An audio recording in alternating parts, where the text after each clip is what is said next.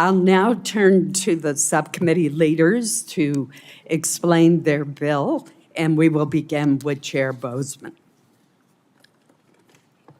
Thank you, Madam Chair and Madam Vice Chair. I'm happy to join Senator Ossoff in presenting the fiscal year 2026-27 budget recommendation for the Department of Veterans Affairs and for the Department of Defense Military Construction. I want to thank Senator Ossoff for his partnership and hard work in putting this strong bipartisan bill together. And as always, we appreciate the example of the chair and vice chair in their ability to work together. As has historically been the case, this subcommittee is among the first to mark up a bill, and I'm proud to continue the fiscal year 2026 appropriations process today.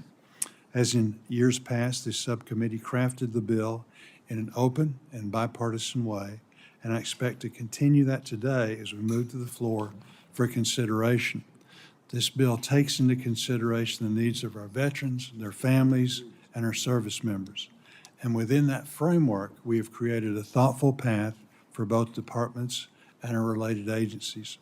The bill provides $153.5 billion in discretionary spending. Of that amount, the Department of Veterans Affairs is provided $133.3 billion in discretionary funding. When combined with $49.8 billion from the Toxic Exposures Fund, Veterans Medical Care will be funded at the total of $163.6 billion in fiscal year 2026. This bill funds priority accounts to veteran suicide with $698 million for outreach programs, increased rural access to health care with $342 million in the Office of Rural Health, supports critical mental health programs with $18.9 billion, prevents veterans homeless with $5.3 billion, and provides funding for innovative medical research with $943 million. The bill also provides $253.6 billion in mandatory veterans benefits, including disability pensions, employment training programs, and educational benefits. We also provide advance appropriations for fiscal year 2027 for certain accounts, including $122.3 billion for veterans medical care and $262.1 billion for mandatory veterans benefits. This bill provides $19.8 billion to support military construction and family housing needs. The bill will give the Department of Defense the resources it needs to project power globally, enhance our warfighting capabilities, and train our forces.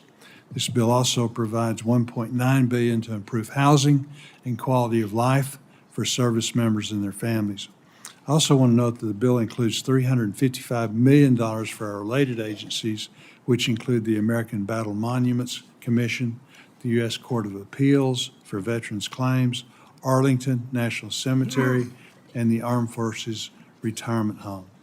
This year, the bill also includes several measures to tighten its provisions, including incorporating a new table by reference, eliminating a transfer authority, and adding several new statutory carve-outs for priority VA programs.